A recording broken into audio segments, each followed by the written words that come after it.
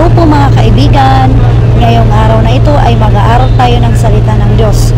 Sabi sa Revelation chapter 21 verse 7, ang magtatagumpay ay magmamana ng mga bagay na ito, at ako'y magiging Diyos niya at siya'y magiging anak ko. Sa lahat ng mga kaibigan ko dyan, pakinggan po ninyo kung paano tayo maging matagumpay o paano tayo maging mga anak ng Diyos. Sabi sa Biblia sa John chapter 1 verse 12, datapwat ang lahat ng mga sa kanya'y nagsisitanggap ay pinagkalooban niya sila ng karapatang maging mga anak ng Diyos, sa makatuwid bagay ang mga nagsisampalataya sa kanyang pangalan. Ano ang ating gagawin? Yun ang sinabi sa Biblia na kailangan tayong magsisampalataya sa ating Panginoong Hesus at kailangan tayong magsisi sa lahat ng ating mga kasalanan at mamuhay ng banal bilang tunay na Kristiyano. Ang may pananampalataya sa Diyos ay may tunay na pagsisisi, at ang nagpapatawad ng ating mga kasalanan ay ang ating Panginoong Hesukristo lamang. Mababasa sa Gawa chapter 10 verse 43. Siya ang pinatutunahanan ng lahat ng mga propeta na ang bawat sumasampalataya sa Kanya ay magkakamit ng kapatawaran sa mga kasalanan sa pamamagitan ng Kaniyang pangalan. Paano mga kaibigan? Kailangan natin mga kaibigan sundin natin ang Gawa chapter 2 verse 38. At sinabi sa kanila ni Pedro, mangagsisi kayo at mangagbautismo ang bawat isa sa inyo sa pangalan ni Hesukristo sa ikapagpapatawad ng inyong mga kasalanan, at tatanggapin ninyo ang kaloob ng Espiritu Santo.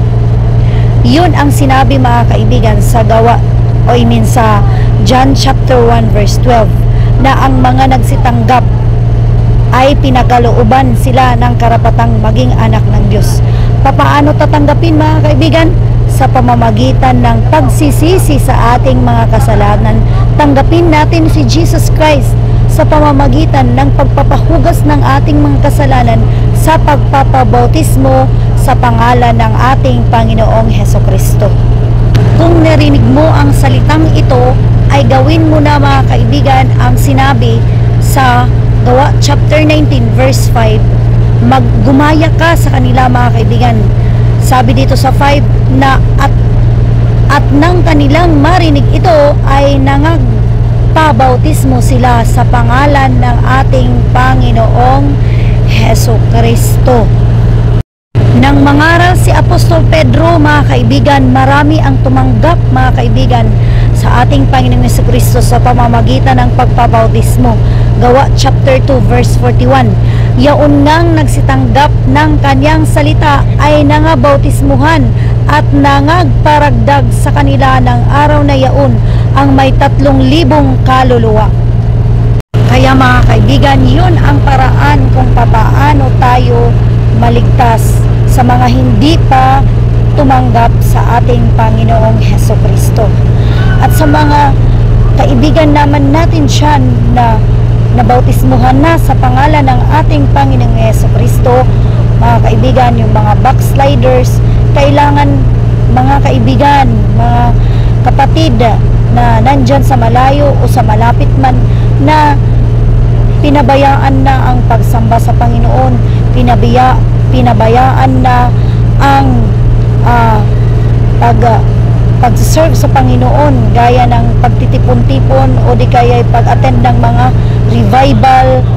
Praise God. Gaya nga namin mga kaibigan, praise the Lord, dito kami ngayon sa barko dahil on the way kami ngayon sa pag-uwi na sa amin sa Leyte. Dahil mga kaibigan, purihin ang ating Diyos, nanggaling kami mga kaibigan sa National Convention, pag-attend sa National Convention. Kayong mga kaibigan, kapatid natin na nakalimutan na ang mga gawain bilang Kristiyano mga kaibigan, sabi sa Biblia sa Mateo chapter 24 verse 13, anong sabi sa Biblia? Purihin ang ating Diyos. Ang sabi sa Biblia na kailangan tayong magpatuloy sa gawain na Kristiyano, Mateo chapter 24 verse 13, ang magtatagumpay or ang magpatuloy hanggang wakas ay siyang maliligtas. Mga kaibigan, number 1, kailangan tayo manampalataya sa ating Diyos. Yun ang paraan upang tayo ay maligtas. At ang ikalawa, mga kaibigan, ay pagsisisi sa ating mga kasalanan. Ang ikatlo, mga kaibigan, ay ang pagpapabautismo sa pangalan ng Panginoon Hesus kung hindi ka pa nabautismohan sa pangalan ng Panginoon Hesus.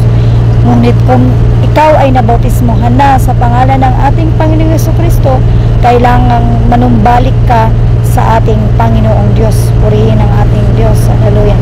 Dahil sabi sa Biblia, mga kaibigan, kapag tayo ay hindi na magpatuloy sa gawaing Kristiyano, yung pangalan natin ay mabubura sa aklat ng buhay. Ulitin ko, ang mga hindi pa nagpabautismo, magpabautismo ka gaya ng ito, dagat, mga kaibigan. Dito nagpapabautismo. Di kaya ay ilog, mga kaibigan. Kung hindi ka pa nabautismohan, magpabautismo ka sa ilog, dagat, dahil ang ating Panginoong Jesucristo, mga kaibigan, ay nagbigay siya ng halimbawa upang ang mga tao ay sumunod. According, mga kaibigan, sa John chapter 13 verse 15, sabi ni Jesus Christ, binigyan ko kayo ng halimbawa upang gawin naman ninyo kung ano ang ginawa ko sa inyo. Kaya yun, mga kaibigan, purihin ang ating Diyos. Ulitin ko na naman, mga kaibigan, para sa mga hindi pa nakatanggap ng ating Panginoong Jesucristo, magpabautismo ka na sa tubig. At sa mga kapatiran natin na nangihina sa pananampalataya sa Diyos, backslider, malayo ka man o malapit na nakakarinig ng salitang ito, kailangan magpatuloy ka sa gawaing Kristiyano. Dahil ang sabi sa Biblia sa Mateo chapter 24 verse 13, datapwat ang magtiis o magpatuloy hanggang sa wakas ay siyang maliligtas. Kailangan natin, mga kaibigan, na magpatuloy sa ating mga gawain bilang Kristiyano upang kagaya ng 5 matatalinong birhen, mga kaibigan, na nakasulat sa Biblia na sila ay ang matatalinong birhen na palagi, mga kaibigan, puno ang kanilang mga lampara, puno ng lana, oil ang kanilang mga lampara.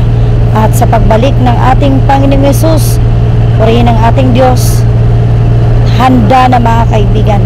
Di gaya ng 5 birhen na hindi matatalino or bobo, mga kaibigan, pinabayaan nila, mga kaibigan, ang mga gagawin na bilang mga Kristiyano.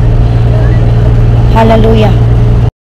Kaya God bless, mga kaibigan. Ulitin ko, para sa mga hindi pa tumanggap sa ating Panginoong Jesucristo, tumanggap ka na, tanggapin mo na ang ating Panginoong Jesucristo sa pamamagitan ng pananampalataya sa Kanya, sa pagsisisi ng ating mga kasalanan, at sa pagpapahugas sa pamamagitan ng pagpapabautismo sa pangalan ng ating Panginoong Jesucristo. Yan lang po, mga kaibigan. God bless po sa ating lahat.